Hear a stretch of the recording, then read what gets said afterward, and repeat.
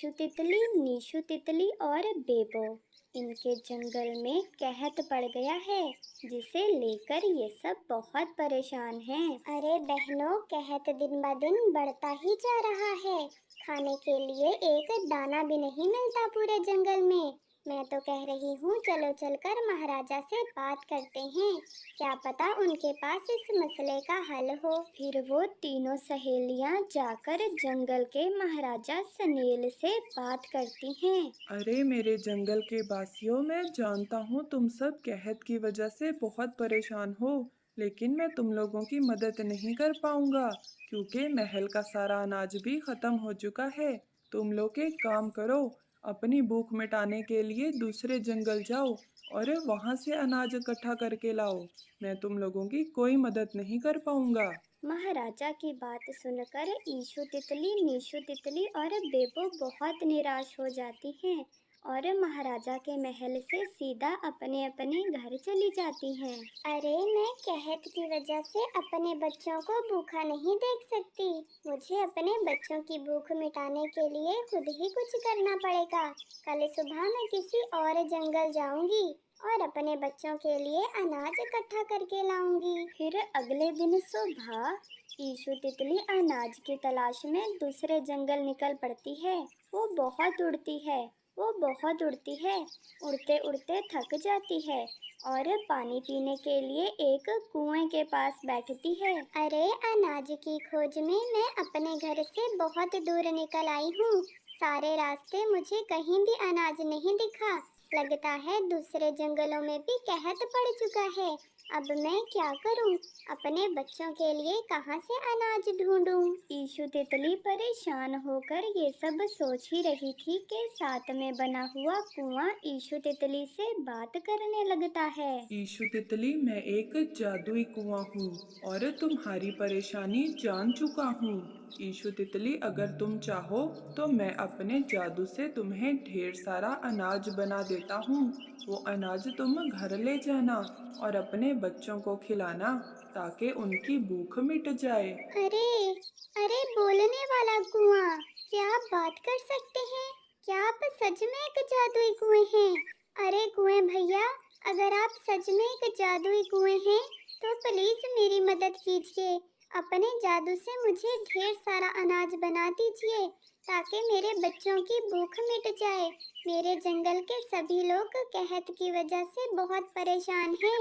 अगर आप एक जादुई कुएं हैं तो आप प्लीज हमारी मदद कीजिए। ठीक है ईशु तितली, मैं तुम्हारी और तुम्हारे जंगल के लोगों की मदद जरूर करूंगा।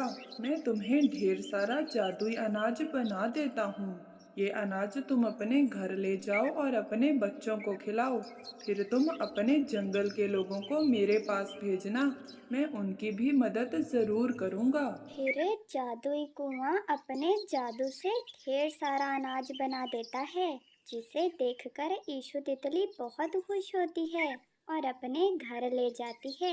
ईशु तितली के बच्चे भी बहुत खुश होते हैं। अरे मेरे बच्चों, अब तुम लोगों को कभी भूखा नहीं सोना पड़ेगा। मैं ढेर सारा जादुई अनाज लाई हूँ।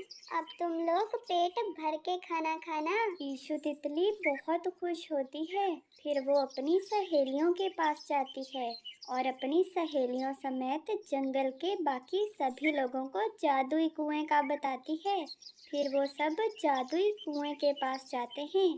जादुई कुआं सभी लोगों को अपने जादू से ढेर सारा अनाज बना देता है। सब लोग खुशी खुशी अनाज लेकर अपने घर आते हैं और उनके घर में खुशहाली आ जाती है। अरे जादुई कुएं की वजह से हमारे जंगल में से कहत टल गया। मैं तो बहुत खुश हूँ। हम सब लोगों को जादुई अनाज मिला।